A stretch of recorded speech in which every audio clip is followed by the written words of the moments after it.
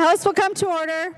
This weekend on CCX News, back in session. Lawmakers returned to the state capitol this past week, with local cities from Plymouth to Brooklyn Park hopeful for state bonding dollars. The Minnesota House and Senate spent the first week laying the groundwork for the new session. Reporter Kevin Miller was at the Capitol meeting with local legislators about what comes next. It's a busy day at the state capitol with lawmakers filtering in for the first day of the legislative session. They're excited to get back to work after a fast-paced session last year. The Capitol was jam-packed with advocacy groups that greeted lawmakers on opening day. Those lawmakers were returning to the Capitol after a historic session with a flurry of significant bills. One of those bills was a more than $2 billion bonding deal. Senator Bonnie Westland of Plymouth said that she's not expecting a repeat of last year, but she's pushing for funding for her hometown's projects. I am authoring a bill, and we'll work to get as much as we can for the city. But yes, I think everyone has been trying to set expectations that, we'll have to be probably pare things down a bit this year. With less money available at the legislature this year, there may be more of a focus on policy. This year, Representative Samantha Vang of Brooklyn Center says she'll be looking at policies related to mental health workers. one policy issue that I've been working on over the number of years is increasing the mental health workforce shortage.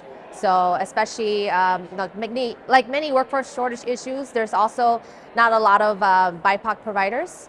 And so my work is looking at how can we increase the diversity and that reflects the population that it needs to serve. Lawmakers will now have up to 120 working days to hammer out this year's bills. That gives legislators until late May to wrap up their business. We'll keep you updated on the session in the months ahead. At the Capitol, Kevin Miller, CCX News. Representative Kristen Bahner is tackling two bills this session that she says have common sense at the heart of them. In today's Newsmakers, reporter Shannon Slatton sat down with her to learn more about them. Healthcare affordability and accessibility has always been top of mind for me. And if you've ever been to a doctor's office, you've surely run up against prior authorization, right? The insurance company deciding whether or not you should have the ability to have a service, a procedure, or even a prescription. And unfortunately, we've come to a place in time where prior authorization has been used more and more as a barrier or a gatekeeper to care, rather than where it actually makes the most sense.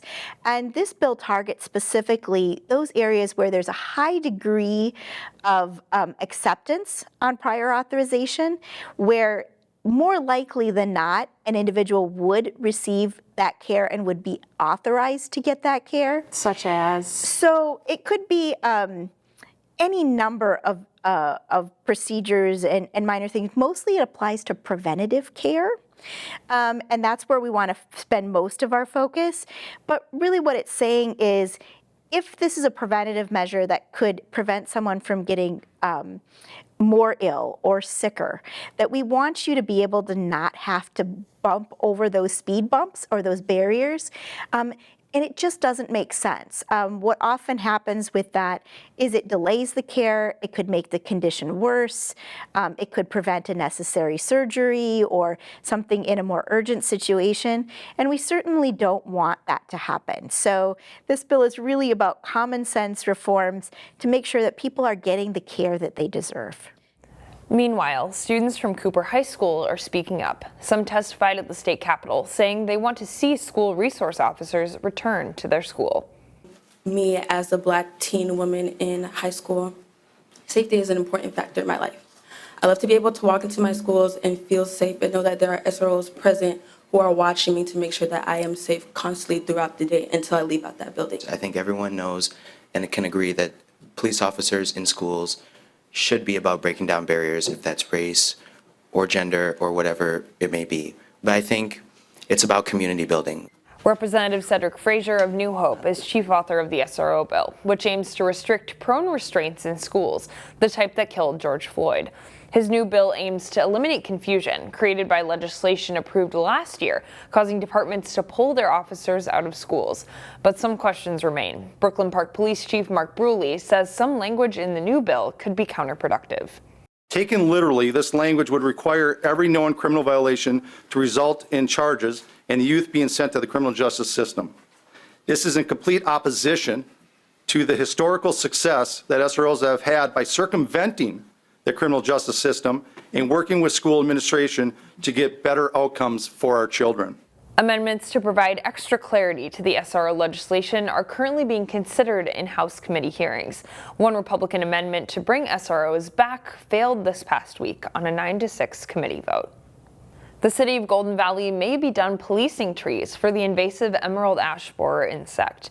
The Golden Valley City Council is moving ahead with a policy to end the removal of trees affected by the destructive tree beetle, which has killed millions of ash trees. The emerald ash borer was first discovered in Golden Valley in 2018. To try and slow the spread, the city requires property owners to remove or treat infested trees within 60 days. But now, since the insect has spread throughout the entire Twin Cities, the city is considering abandoning that option. When a tree is attacked with EAB, you can save it potentially for multiple years, or its death can be slow. And so giving folks the ability to plan for that financial impact now that controlling the spread is no longer as urgent, I think makes a lot of sense. The City Council voted 5-0 to approve the first reading of the policy.